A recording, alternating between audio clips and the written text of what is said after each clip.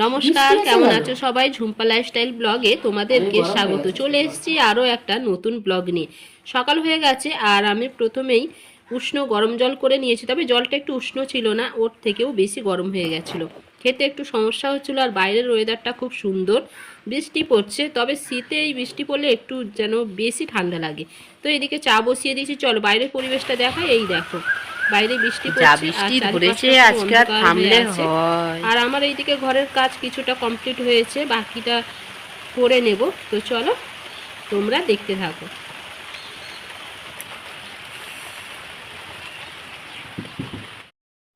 আজ বিছানার চাদরটা তুলে দিলাম আর বালিশের কভারগুলো আমার বর পরিয়ে দিয়েছে, কিন্তু এই মুখগুলো বাঁধেনি, পাঁচ বালিশের মুখগুলো বাঁধেনি। তো চলো আমি ওই কাজটা করে নেব। এইদিকে সকালে আমি ভাবলাম যে অনেক দিন তো এই ভান্ডারে পয়সা ফেলা হয়নি, 2-3 দিন হয়ে গেছে, তো আজকে আমি 50 টাকা ফেলে দিলাম। এইটা পুজোর সময় এই ভান্ডারটা আমি ভাঙবো। আরও একটা আছে, আর একটা আছে, সেটা আমার বরের, চলো তোমাদেরকে সেটাও দেখিয়ে দিই। ওতেও টাকা আমিই ফেলে, আমার বর ফেলে না।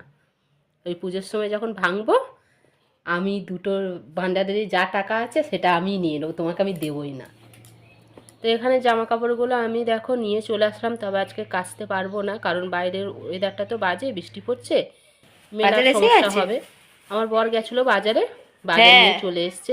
কি এনেছে দেখি। আমি ওখানে চাল বের করে রেখেছি, চালটা ধুয়ে আর ওই হাঁড়িতে চাপিয়ে দেবো। তো এখানে আমার জন্য একটু পেটাই পরোটা এনেছে, নিজের জন্য আনেনি, ও গ্যাস হয়ে যাওয়ার ভয়েতে ও বললো যে পেটাই পরোটা খাবে না, তো একটু মুড়ি খাবে। ওই ঘুগনি দিয়ে হয়তো একটু মুড়ি খাবে, তবে আমি খাবার সময় ওকে একটু দেবো, অল্প খেলে কিছু হবে না। এই দেখো নতুন আলু এনেছে আর পেঁয়াজ এনেছে, তো নতুন আলুটা দিয়ে না আলুর দম খেতে ভীষণ ভালো লাগে, একদিন করব। আর এই তো পেটাই পরোটা আর ঘুগনি, তবে ঘুগনিটা একটু পাতলা, বাইরের আর বাড়িতে বানানো সম্পূর্ণ আলাদা। তুমি কি খেয়ে এসছো? তাহলে তুমি কি টিফিন খাবে? তো যাই হোক, খেতে ভালো লাগে এই পেটাই পরোটা, তার জন্যই ও মাঝে মধ্যে নিয়ে আসে, এটা আমার জন্যই এনেছে। তো খাওয়া দাওয়া করবো। আর এদিকে এনেছে মাংস, মাংসটা একটা বাটি করে রেখে দিই, পরে ধোবো। আগে খাওয়া দাওয়া করবো, তারপর ওই মাংসটা ধুয়ে নেব, তারপর রান্নাবান্না বসাবো। এদিকে চায়ের বাসনটা মাজা হয়নি, আর আলু পেঁয়াজটাও ঝুড়ির মধ্যে ঢেলে রাখবো। তবে পেঁয়াজটা অল্প নিয়ে এসছে, ওই 500-র মতো, আমরা দুটো মানুষ, ওই 500-র মতো নিয়ে আসলে আমার 4-5 দিন হয়ে যায়। তো এখানে আমি পরোটাটা এই প্লেটের মধ্যে নিয়ে নেব, আর ও ঘরে ওকেও দেব। কি একটা আমি রাখলাম কাটারটা দিয়ে, না ওই তো মুড়ির জায়গাতে আমি মুড়ি রাখবো, তো সে দেবে না। এটা যদি পুরো প্যাকেটটা ছিঁড়ে গেছে। হ্যাঁ, ওতে মুড়ি রাখি শুধু, ওতে পড়লে অসুবিধা কি, ওতে তো ঢালবই আমি,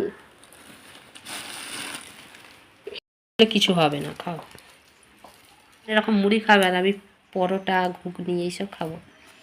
আর ঘুগনি নিয়েছে, ঘুগনি মুড়ি। কে ফোন করেছে জানি না, 37 নাম্বার, তাহলে মামির মনে হয়। ঠিক আছে, এইদিকে মাংসর মশলাটাও আমার কষানো হয়ে গেছে, দেখো তেল ছেড়ে গেছে। আর এইদিকে আলুও ভেজে রেখেছি, আর এখন আমি মাংসটা চাপিয়ে দিলাম, বেশ ভালো করে কষিয়ে নিয়ে আর জল দেব। তবে এমন জল দেব যাতে একটু রুটির সাথেও খেতে পারি আর ভাতের সাথেও খাওয়া যায়, তো সেরকম মাপে জল দেবে, একটু মাখা মাখা টাইপের করব। আর এইদিকে দেখো আমি 2 পিসের মতো বেগুন ভেজেছিলাম আর করেছিলাম মাংস। তো এখানে আছে পাঁপড় ভাজা, আর ওই যে বেগুন ভাজা আছে, আর এখানে আছে ওই মাংস। তো এদিকে ভাত, আর এখানে দেখো আমাদের প্রতিবেশী ওনাদের খিচুড়ি করেছিল, তো খিচুড়ি খেতে আমি ভালোবাসি বলে আমাকে এটা দিয়ে গেছে।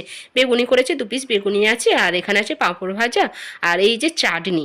তবে আমার বর একটু খিচুড়িটা খেয়ে আমাকে রিভিউ দিল, খুব সুন্দর হয়েছে খিচুড়িটা খেতে। তবে আজকে খিচুড়িটা আর খাবো না, খাবো কালকে। একটু আমিও খেয়ে দেখলাম, ব্যাপক হয়েছে। আর চাটনিটা এত সুন্দর বানিয়েছে, অসাধারণ, মানে তুলনা হয় না। তবে রান্নাটা বেশ ভালোই করে।